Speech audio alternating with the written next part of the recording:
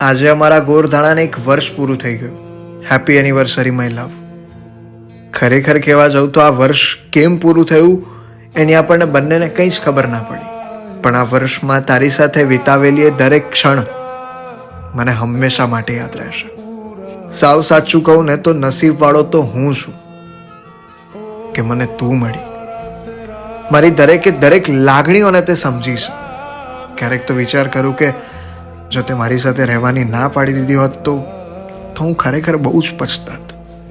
મારી લાઈફમાં ખરેખર મમ્મી પપ્પાને તારાથી વધારે બીજું કોઈ જ નથી.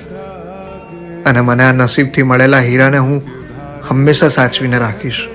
બસ તું જ છે યાર, મારી પાસે, મારી સાથે. તારાથી વધારે બીજું કંઈ જ નથી મારા માટે.